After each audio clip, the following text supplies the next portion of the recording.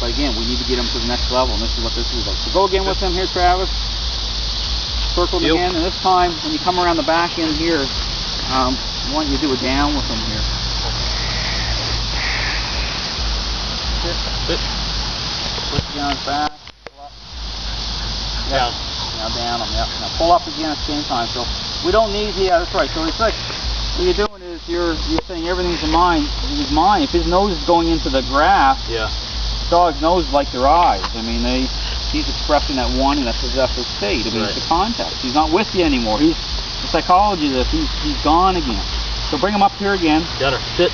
Bring him up. So always for now is there's a level of authority that is constant. I mean, when you're bringing him up into positionally from a down to a sit, the eyes is like the wave cresting another wave.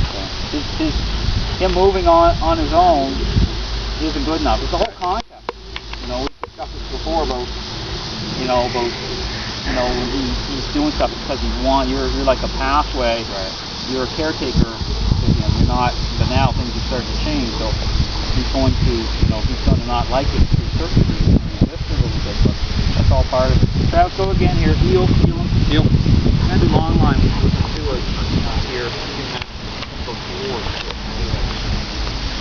Long line. So when he circles that a little bit here, so you get kind of used to the concept of when when you go into when you should sit him.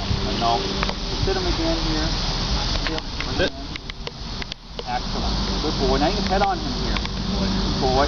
Now be aware of, and again, doing this, when it's called jackpotting, which is like a higher than normal level of heading.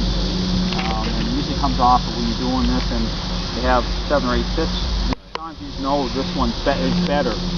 Better means that he's staying into a follower state. He's with you. Right. He's not expressing that want and possessive state. He's not fixating and going towards. He's not in that state of mind. That's the time you can head on him more.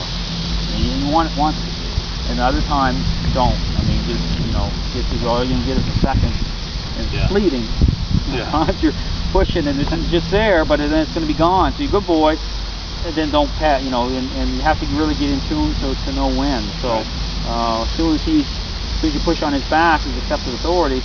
There's a second, good boy. But then he's gonna layer up so quickly that you need to move him. At times you need to move him forward again. In a real dominant dog, you need to get them going a little more often, and that goes away.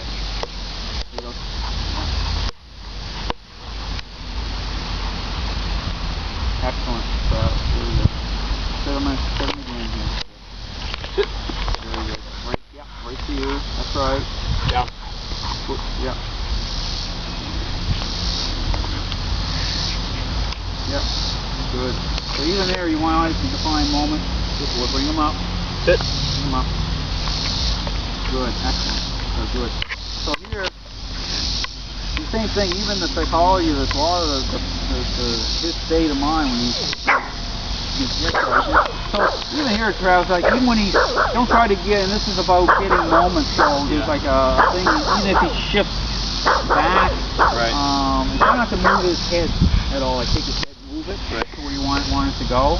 Maybe a couple, but not because that's not true. It's not gonna, really what you want to do is just focus on getting moments like pushing on his back, pulling up, and then if he's still locked in and that's it stays more elevated. So just simply move him forward again and move him away from that a little bit and just keep working him in. Like all this stuff, what happens is it all progresses to a point where you want to get inside this. Right. I mean, that's your goal. Like this is all about overcoming everything.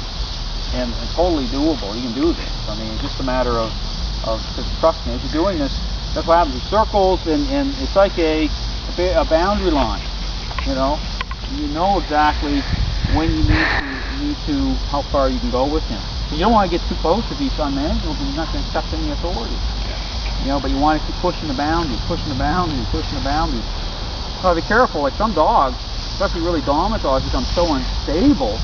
And so that's not a good practice. Like he's ready for this. Some dogs, I mean, you try to assert any type of authority. I mean, they're gonna really, they're gonna lash out. They're gonna go into the aggressive part of this. So this is an exercise that you're at intermediate now, so you're ready for this. You know, just like knowing how to. I call it the razor's edge. You're cutting, just knowing just how close to get. So let's switch your. I was going to switch to a long line, okay. and so the long line method's the same thing. All you're going to do is you keep pulling him back. You know, I mean.